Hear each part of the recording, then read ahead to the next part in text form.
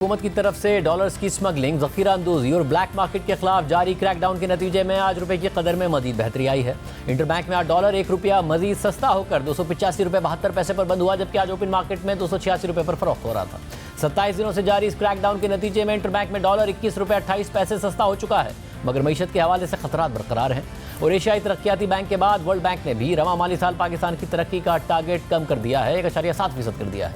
हुकूमत ने रवा माली साल महंगाई का टारगेट 21% रखा था, लेकिन सूरत हाल यह है कि गुज़िश्ता महीने सितंबर में महंगाई 31.4% की सतह को पहुंच गई, जबकि रवा माली साल की पहली तिमाही में ही औसत महंगाई 29% रही है। और अब वर्ल्ड बैंक ने भी हुकूमती टारगेट्स के बरक्स रवा माली साल में औसत महंगाई 26.5% रहने की पेशगोई कर दी है। वर्ल्ड बैंक की आज जारी होने वाली रिपोर्ट के मुताबिक वसीतर रिफॉर्म्स और सख्त माली इस्लाहात किए बगैर पाकिस्तान की मईशत अंदरूनी और बैरूनी शॉक्स के सामने कमज़ोर रहेगी।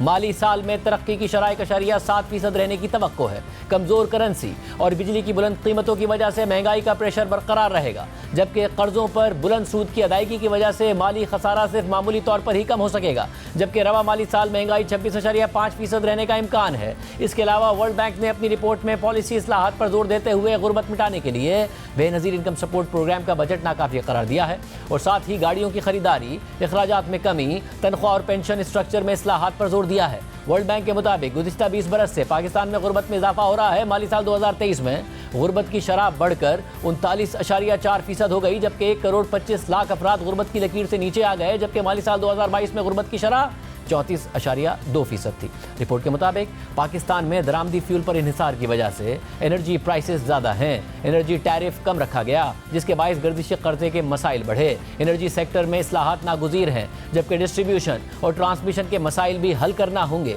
जबकि इसके अलावा वर्ल्ड बैंक ने टैक्स में छूट कम करने और रेवेन्यू बढ़ाने, रिटेल, ज़राअत और प्रॉपर्टी सेक्टर में टैक्स वसूली के लिए इस्लाहात, इनकम टैक्स में इस्लाहात और मुख्तलिफ अशिया पर दरामदी ड्यूटीज़ पर इस्तिस्ना में भी कमी का मुतालबा किया है।